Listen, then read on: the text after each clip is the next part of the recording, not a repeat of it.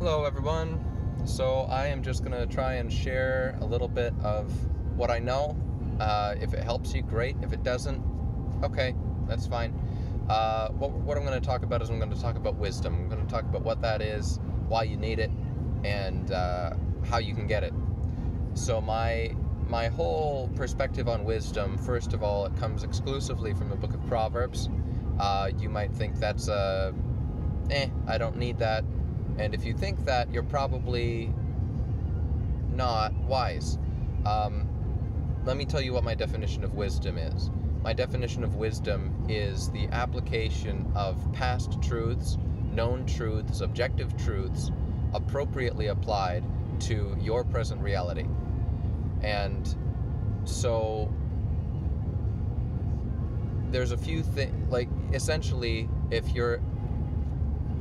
I don't need any more input, I don't need any more direction, I'm good, I'm perfectly fine the way I am, I think this is great.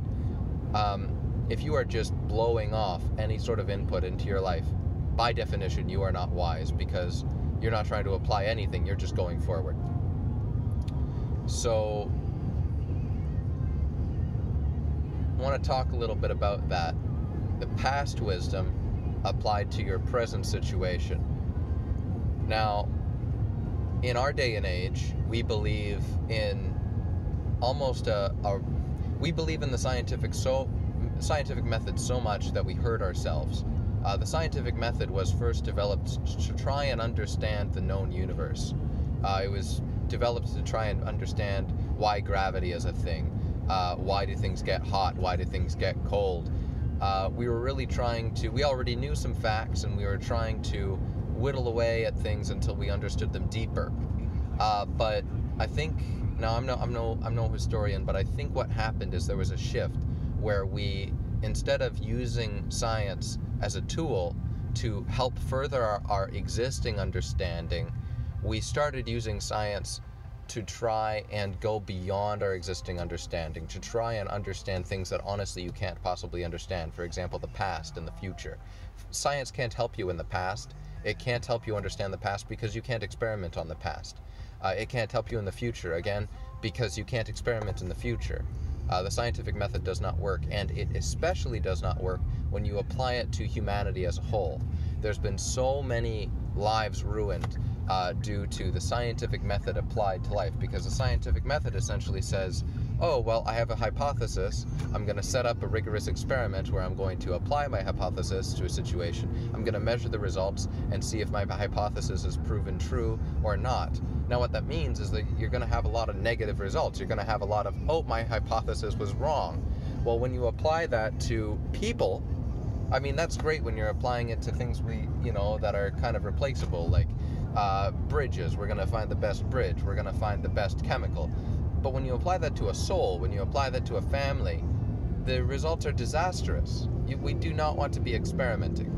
And I think that's what a lot of our culture does, is we've taken the scientific method, oh, this is the way that we learn. We can't trust anything in the past, because what if it hasn't been rigorously proven in the scientific method? And we've thrown out so much wisdom for the sake of using the scientific method when you don't need to use the scientific method on your life. You don't need to wait for a case study to come out where you know statistically people that engage in these behaviors will be happy or not.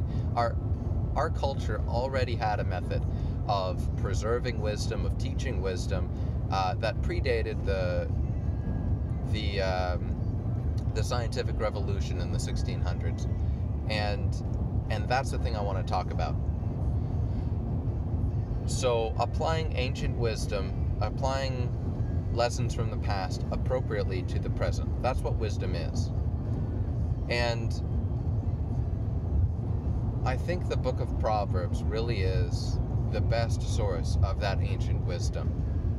I have listened to it, I have tried to learn it, I've tried to understand it, and it is the decisions that I've made from the book of Proverbs that have defined all the success that I have in my life. For example, there's a proverb saying, when you bribe somebody, they want to be your friend. And one might think bribery is bad. Well, no, it's not. It's just a fact. If you give somebody a gift, they're going to want to be your friend. And you can use that altruistically. I'm not trying to manipulate people, but when you're generous, people return that generosity with friendship, right? And if you're lonely, you want to find a solution to your loneliness, find that wisdom. Okay, what has everybody in the past, the wisdom that's survived the test of time, has been handed down over and over and over. What have people said to do? You take that wisdom, you apply it, and you observe the results, and you benefit, right? And so that's what wisdom is. And so I'm going to finish off with these two things. First, in order to, by my definition of wisdom, which I'll admit might be a little faulty, you need to first know what the ancient wisdom is, right? Because how can you apply something that you don't know? And then secondly, you have to be able to know how to correctly interpret your situation in life and properly apply it. Now, both are a challenge, right? And that's why it says in the book of Proverbs, it says, thirst for wisdom, seek wisdom, prize wisdom above everything else. It's more important than all the gold you have. It's more important than the stuff you have. Because wisdom, if you use it, will produce all the other stuff. It will produce the wealth. It will produce the happiness. You don't sacrifice the wisdom. So essentially, take that investment, take the extra time to try and learn what was done in the past. Take the extra time to look at your life and pray, ask God, help me to see. Give my little brain the correct, just help speed along the learning process for me. Help me see correctly what's going on. And I'm going to finish off with one example, and I think from this point on, maybe I'll just try and do short examples of wisdom. I'll try and categorize them. I'll try and make it easy to find, search. So I'm going to give one example that I think I've learned sufficiently to pass on, and that is the teaching in Proverbs about marriage. In Proverbs, there are a number of passages about marriage, and they fall into a number of categories. It's actually a pretty broad topic, but essentially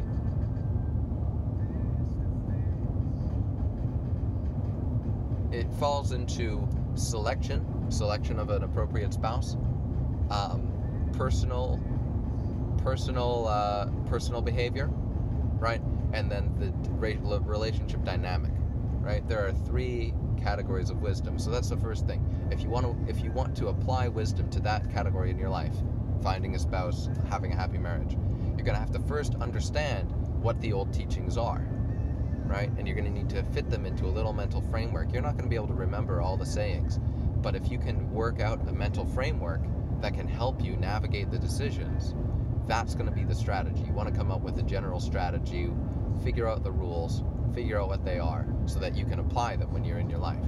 So, for example, there's a proverb in, I think it's chapter 18, and it says, essentially, he who finds a wife finds a good thing from the Lord. There's another proverb in Proverbs 31, where it says, essentially, don't seek after beauty, don't seek after a girl that's got a great personality. Those things can change, and those things can be deceptive. Look for a girl who fears the Lord, right? And so let's just stop right there. There are other categories, there are other proverbs that you would want to add to your rule book, right? You would want to make sure that you've got a complete and accurate understanding of the rule book. But let's just start with those 2. So that means, okay, we're going to assume, first of all, if finding a wife is a good thing, keep that in your mind, right? Say you're not married, right? You might think, oh, well, do I even need to get married? Do I even want that? I mean, I've seen so many people get hurt by marriage. I don't need that. I don't want that. Well, that proverb helps you guard against that false thought. It's a good thing. It's a divine thing. It's a heavenly thing. It's from God. I mean, that's amazing, right? So, yeah, it's good. Don't believe the lie that it's bad. Okay, then you go on, okay, well, hey, I see this Cosmo magazine. I see all these magazines on the grocery stores. I see the movies. I see the celebrities. I need someone who's really pretty and is really funny. No, you take that other proverb out. No, I don't need someone who's primarily pretty or primarily funny.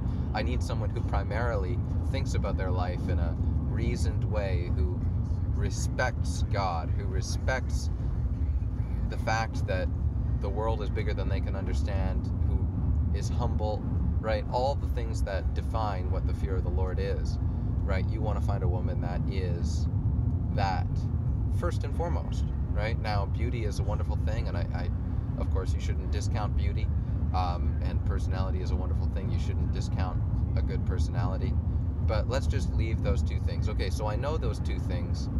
Now, how am I going to apply it? So you essentially, you take accurately where you are in your life, and you kind of run it against that filter. As I gave an example before, say you're single, you're starting to get a thought run through your mind, oh, this single thing isn't really that bad, it's not really, I don't really need to find a wife, I don't really need to do anything, I don't even want it, I wouldn't be happy even if I had it. You kind of have a pass-fail on that thought. Is that thought, does it line up with my rule book? Does it line up with my strategy? No, I'm assuming the strategy is wives are good and they come from God. Okay, throwing that thought to the wayside, right?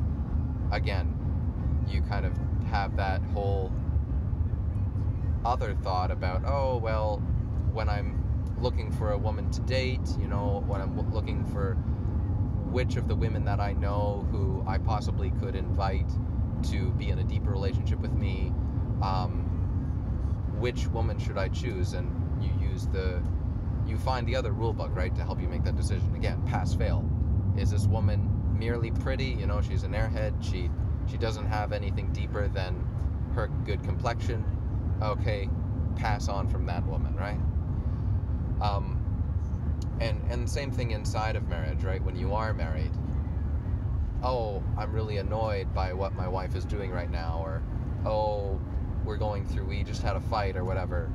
You can still use that same old rule book. Okay, is that a true thought? Pass, fail, Oh, even though it doesn't feel that good right now, I'm not accepting that because that doesn't line up with my rule book, that doesn't line up with my wisdom manual. That's that, right?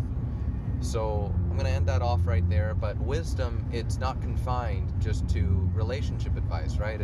It applies to your whole life. How do you raise your children? How do you buy a house? How do you treat yourself at a job? How do you engage with your friends? All these different things, right? We kind of live in a world that says, do whatever you want, do whatever feels good to you. If you like it, it's probably a great thing. That is awful, awful advice. There are better ways to live. There are things that make life happier and better. And it requires that discipline of, let me learn what people believed, let me learn what the best ideas from the past were. Okay, let me change the way I think. I'm not just going blindly, I'm not just doing whatever I feel like. I'm going to take this manual, I'm going to take this instruction manual, and I'm going to have a pass-fail, every single thought, every single action. I'm going to start letting my actions and my thoughts go and line up against this pass-fail thing. This rule book that I didn't make for myself. I got it from the past, and I got it from the best people of the past, and so that's wisdom. And I'm going to keep talking about it a little bit. I'm going to try and make it more targeted. This was sort of rambly, but I hope this helped you, and I hope you're able to make really great decisions in the future. And reach out to me if you have a specific question. I will try and answer.